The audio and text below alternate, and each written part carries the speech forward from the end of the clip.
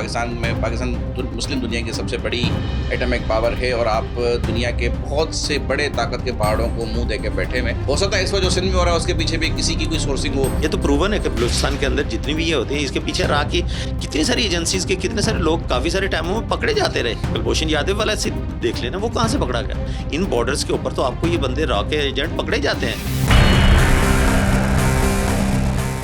India की फौज दुनिया की वाहिद फौज है जहाँ पे सबसे ज्यादा मोर्टेलिटी रेशो है, जहाँ पे सबसे ज्यादा एस्केपिज्म है कि लोग नौकरी से भाग जाते हैं। और ये वो लोग हैं जो जबरदस्ती गांव कोटों से आके अपने सिपाहियों को पकड़ के ले जाते हैं कि आओ तुम ड्यूटी पे हाजिर। वो सिर्फ और सिर्फ जो है ना वो पैसे के लिए नौकरी कर रहे होते हैं, वो एक नौकरी समझ के कर रहे होते हैं।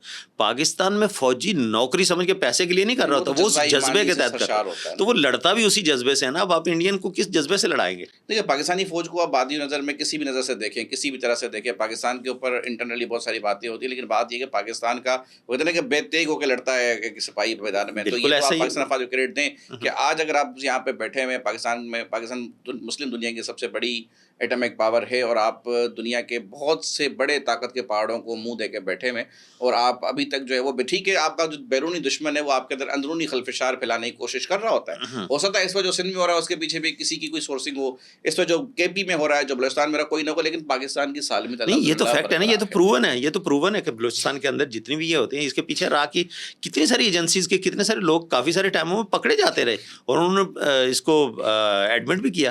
कुलभूषण यादव वाला से देख लेना, वो कहाँ से पकड़ा गया। इन बॉर्डर्स के ऊपर तो आपको ये बंदे रॉ के एजेंट पकड़े जाते हैं। ये तो बिल्कुल, ये तो इंडिया कराता है, इसमें तो कोई दो राय है ही नहीं ना।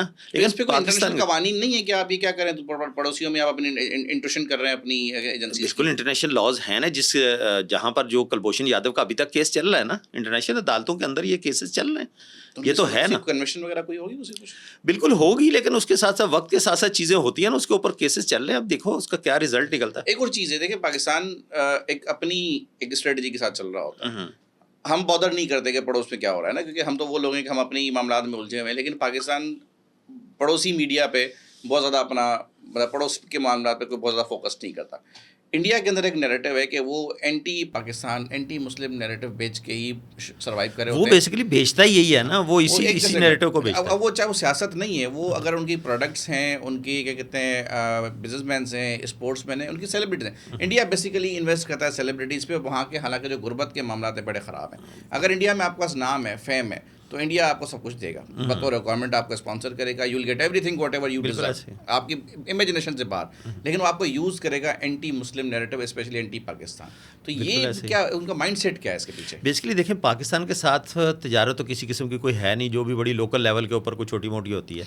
असल में पाकिस्तान के साथ वो सिर्फ उसके पास सिर्फ एक नैरेटिव ये जो है ना हिंदू मुस्लिम वाला, इसको वो फसाद को हवा देता है, जिसकी वजह से वो अपना वहाँ का वोट जो है ना वो गैदर करता है।